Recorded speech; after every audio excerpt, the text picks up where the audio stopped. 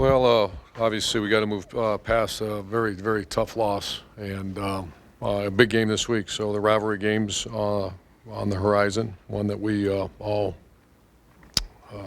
take extremely serious around here, and one that we cherish to be part of. I know I'm speaking on behalf of our players and coaches. It's a sign of a team that can move past a very difficult Saturday and move forward. So. Yesterday I had a team meeting, and as you can imagine, not everyone's stomach was there, and I'd be really disappointed if it wasn't there. Today, you'd like to have seen most of the guys, a lot of the guys already, the real guys that play a lot, and they're moving on, and it's always good. How do you deal with disappointment? The way we're created, and I don't want to go really dramatic here, but you get around family and people you care about, and that's. A sleepless night on Saturday night, and then you start to feel better when you see your guys show up again. So that's what, just personally speaking, and the guys I've spoken to. So move forward. I know I'm going to get a bunch of questions about Zeke. Zeke has always been an extremely loyal person, a great competitor. He had an infection in his leg early in the week, and just a very emotional week. Obviously, his last time, he's a very well thought of junior. And he gets a microphone stuck in his face, and obviously we do not condone that and encourage it. Our rules always talk about your teammates and move on. And he came to see me. We had a very long discussion. He's great, and he apologized, and he said, they didn't have the whole interview in there, and regardless, I'm not going to listen to the whole interview, and that doesn't mean a whole lot to me. It does mean a lot that. That's causing attention. So we squashed it as a team. We squashed it as Zeke. But I want to make clear, Zeke's been a good student, very loyal, incredible football player, most selfless player, one of the most selfless players I've ever coached and been around. So I imagine we'll get hit with that a little bit. So got to move forward and get better and get ready for play a very good team. Open up to Rob, front row. Yeah, to pick up on that, how concerned were you that came out? I think you kind of just answered it, but how do you gauge the culture of trust? Because usually those things don't happen in a vacuum. Maybe this was an isolated incident, I don't know. But very isolated incident. We have a 3-year bank on Zeke, and plus Zeke is a very honest guy. Frustration, anger, all that probably mounted up a lot. Like I couldn't disagree with him with his comments. That he should have got the ball a little bit more. But that's not the place to do it. He knows that. But I've seen it. I don't know. Unless this is your first rodeo, have you ever seen an emotional athlete ever go, or a coach? I mean, that's, for those of you that ever played or coached, that happens. And so I always like to decompress for at least a few minutes, because I've seen some things that I'm not very proud of. And I'm not saying it's not true. I'm saying that's not the forum to have those conversations. And Zeke's got, like I said, a 3-year bank. So I know I'm probably going to get another 64 questions on it, but it's done. We got a really good team coming up that we're playing, and we got to move forward. does it force you to look at the culture, whether it's a trust culture or whatever that's going on, or is that how do you gauge the I just told you it's we're going to try to go do the best. The guys had a lot of I don't want to, once again, undervalue a loss. It's been okay. We got to find a way to get another win now. When you start talking about culture, I kind of stung a little bit. I said, yeah, I'm always gauging the culture, and I gauge it on how they practice, how they show up. Did they play hard in the game? Is there a good chemistry in the units and those type of things? So I'm always gauging that. Front row, Bill. When you look at the tape, I'm sure it was pretty painful to do that. But you said on Saturday that you were not content with play calling. When you watched the play calling again and you analyzed how you guys called the game, what did you think? Not very good. Have to do better. And at some point, I mean, obviously you're the head coach, and you could have said, I want you to do this, I want you to do that. Do you regret not having done that? Yes. Expound on that? No. Front row, Dave. Coach, you mentioned that you don't disagree with Ezekiel's post-game comments about the 12 carries, only 12 carries. The low amount of carries, was it because of the infection that he had in his leg, missing practice? No, it was the way. The carries he did have, if you notice the defense, and it seemed like the whole freaking game we had the wind in our face too. I mean, it was when the ball was given to him, there was a lot of people right there, and that was all I kept thinking about, and it was rather obvious. And you're hoping to get the wind at your back and be able to get out of your. We were backed up and wind at your back, and they were keying on the best player on the field, Zeke Elliott, and that's. But hindsight, feed him, and he has a way of making yards. You're involved in play calling, as we all know, as you said after the game. Will you be even more involved in play calling going forward this season? Yeah. Can you expound on that? Not really. I'm still going through it. Back row left, Jared. Urban, just a thought on Michigan. As you've watched them throughout the year, maybe on cross tape or just in your study yesterday, are you surprised, or just what is your reaction to the way that they've grown throughout the season in the first year with a new coach? Oh, I'm not surprised at all. I think they have excellent players. They're well coached. I've always, checked their recruiting. I remember hearing, they just don't have the personnel. I'm thinking, wait a minute, they have great personnel. They always have great personnel. Whether they're always playing great or whatever, that's a different answer. And obviously, they're playing very well right now. Front row, Tim. Yeah, Urban, as you look at it, was Saturday a sort of a microcosm of you guys trying to figure out what you wanted to do this year offensively? With all these weapons available to you, trying to spread the ball, get guys involved. Did it kind of catch up with you guys, you think, Saturday? A little bit. I think the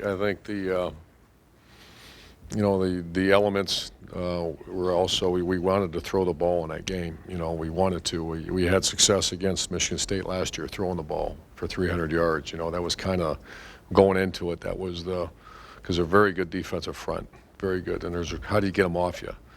And you come out there in pregame warm up and you're like, oh no, and it just kind of we did. We tried to. We just missed. We're not hitting them, dropping them, and it was a tough situation. So you kind of have to take that part out of it to a point, because you still have to be able to function in the elements a little bit. And so yes and no. Yes, that to answer your question is yes, but that wasn't the only thing. And the other thing, Joey obviously had those moments where he jumped and they jumped. And just defensively, you were sitting here a week ago very high on your defense and stuff. What did you see? It looked like they hammered away in the middle and finally got some things done. And what did you see? What's the challenge for your defense this week? Well, yeah, they their quarterback was out and they put a runner in there and that hurt us. Quarterback run game. I felt like the fatigue set in the fourth quarter a little bit. A lot of it was because of lack of offensive production, and the possession time was so high. And we could have done better, but overall, our defense, I think, is there. We had a bad punt where the wind blew the ball right as he was getting ready to hit the punt, and they stopped him. So there's been some very. I'm pleased with our defense, and I hope they play as well as we continue the season. Front row right, Austin. Urban, I know a big part of your program and culture is honesty. You wrote about that. How does that work with a player? Let's say he wasn't in a press conference. Is that something that Zeke could have come said to the team? Sure. Is that okay? Team? No, me or yeah. That it's. I've been in situations where you're hearing a lot of that. If I'm a wide receiver right now, but there's a lot of trust built up over years, and absolutely, when you say honesty, it's just the forum is not. And our guys have been pretty good. I'm trying to think over the last few years. Our guys have been, and there could have been situations every game. You find it, if you want to find it, you can find a disgruntled, or someone. Disgruntled is probably not the appropriate word, but just someone that has emotional, and especially guys that have earned their keep around here. Absolutely, there's conversation. It's called very respectful conversation. One of the things that came out of it was the first time we heard him say that he wouldn't be returning next year. Last week, Joey kind of hinted that was the way he was leaning. Cardale, has posted some things saying the same thing. It seems like these guys have that on their mind, and it might be impossible for that to not be a consideration. How are you managing it with them? It's starting to get to the end of the year, and now three of them are already kind of tipping their hand a little bit. Oh, well, one way is just, don't let them meet, take their phones away, and they're off limits. That's one way, and I've thought about that. That's probably not fair.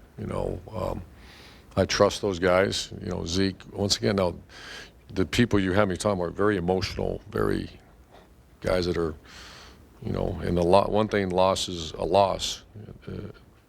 It happens, I guess, is, you know, the emotions seep out sometimes. So I'm not, I want to play really hard Saturday, get ready to get this team ready to go.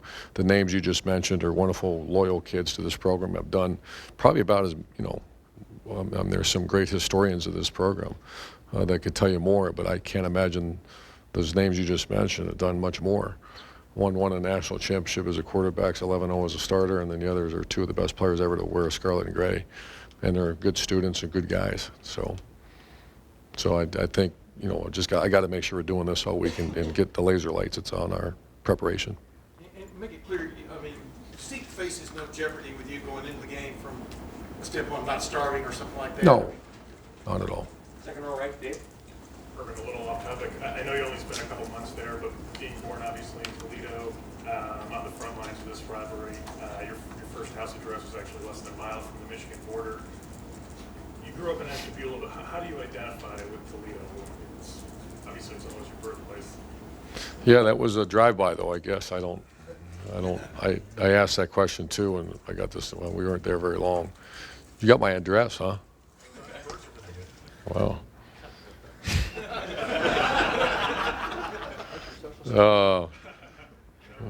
The credit card number, too. I got to watch out. I'd love to, you know, I spent time at Bowling Green. That's probably the closest I've ever got to Toledo and understanding Northwest Ohio. And I do understand the value of the players, the prospects, the Heisman Trophy winners that have come out of that area, and great players, you know, the Toledo, Sandusky, that whole area. So I'm not sure the question, but I don't know if parents ever took you to the old house or told you anything about the time. No. Far right over here, Pete. Urban, I'm curious, Nick Saban made some comments after you guys beat him last year, talking about the difficulty of keeping guys who could go early to the NFL focused. I'm wondering, again, that Saturday manifested the way it did, but what is that like to manage when you're running a program with so many guys who could potentially do that? One year in 2009, we had 12 guys sending their paperwork. 12. And that causes a little anxiety issues for the coaching staff. Not because, first of all, if you have 12, that means really well done recruiting and prepping guys. What it is, especially with the new era of recruiting, how everybody's, a lot of them committed already. So the two areas of concern are staying focused on the task at hand, and that's playing a very good team. And the second one is just the whole recruiting. It's a nightmare. It's a nightmare just as far as, not as bad as a nightmare as having zero, that there's no players ever get drafted. That's, I imagine, a much more significant nightmare. But it's not easy, and I can see it. I can, you know, and it wasn't just last year. I mean, this year seems to be more, that I have to just make sure we're staying focused. And they're good. The good thing is they're really good guys. You know, but there's human nature out there too. When you look at the job that they've done at Michigan this year, you've gone to 3 programs and had pretty distinct turnarounds in your first year in your history. How impressed are you with how they've changed the way they do things on the field and the competitive spirit? Very, very impressed. Not surprised, because I think they're very good coaches, and I think I've always, you know, I just recruit against them. They're very good recruiters. The previous staff was excellent recruiters, and they're very good players up there. So I'm not, when someone says, are you surprised that they have very good players up there? Not at all. I mean, for those of you who've been covering this game, just check out the last few games he played them. I mean, it is just swinging as hard as you possibly can against very good players.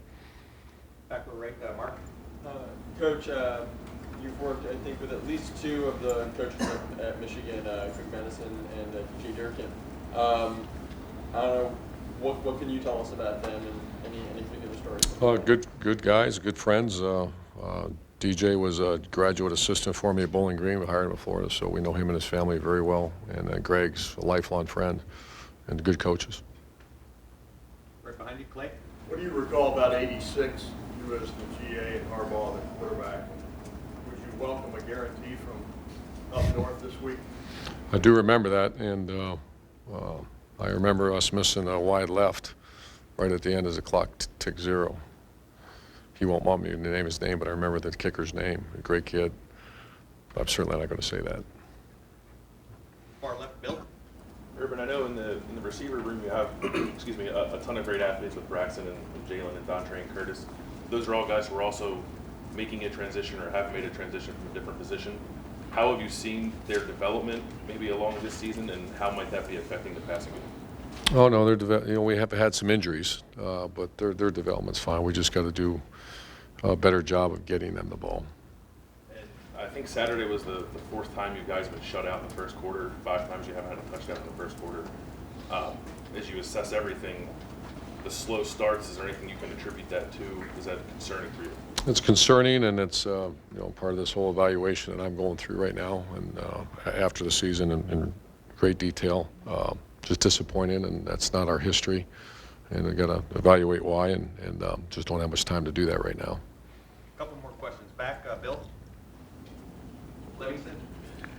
Urban, you talked fairly recently about the game in 2011 when everything was, so many players have been suspended here, and still was a 40-35, I think was the score, and how they took you to 42-41.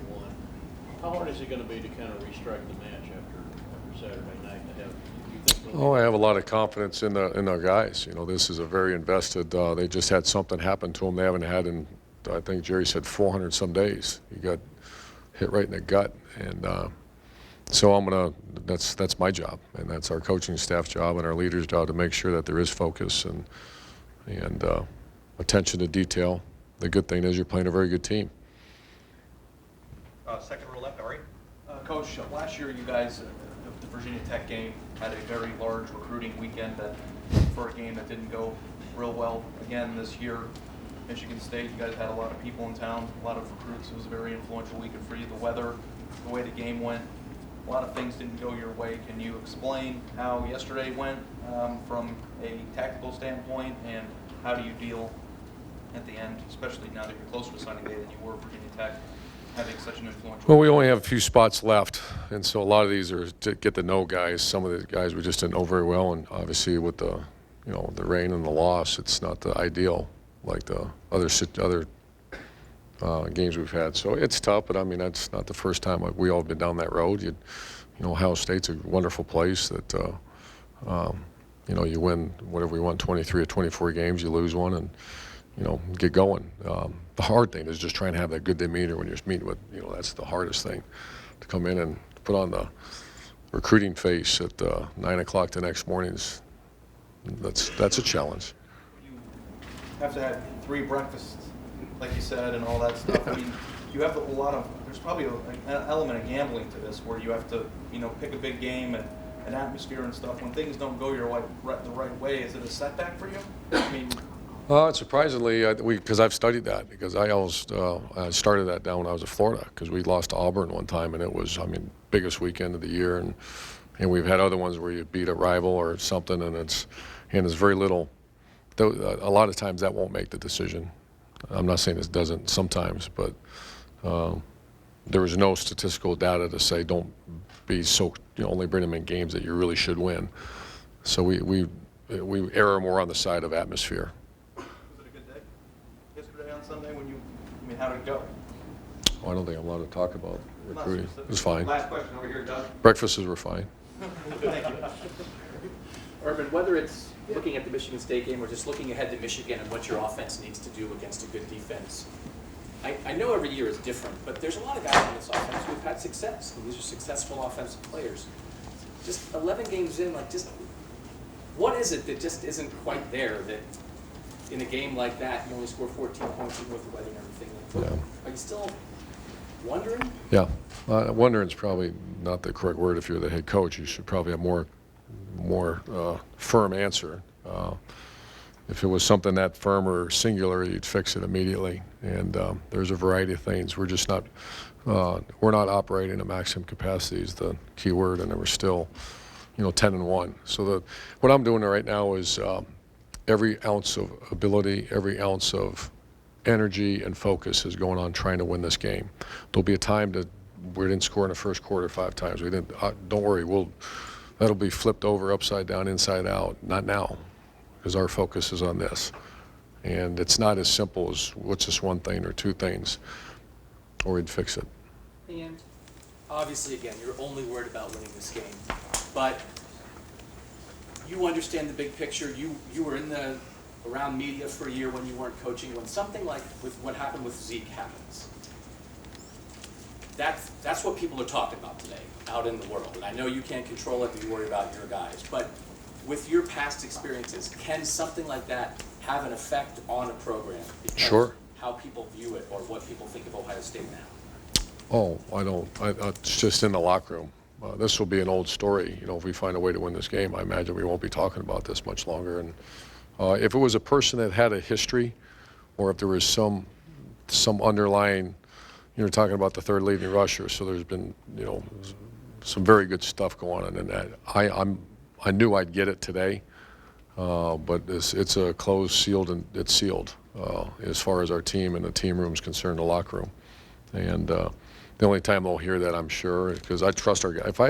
And I've not always trusted our guys. You know, and I don't usually say it like that, but I think you guys get a feel when I have a true love and respect for a group of guys, and this group we do. And that kid you're talking about, he's one of my favorite all times. The Elliott and Meyer family, like I made a comment, that's a 30-year relationship coming up, especially with his mom and dad too, and his two sisters. So it's sealed. He's good to go, and we're going to do our best to get ready to play this week. Coach, thank you very much. Thanks, guys.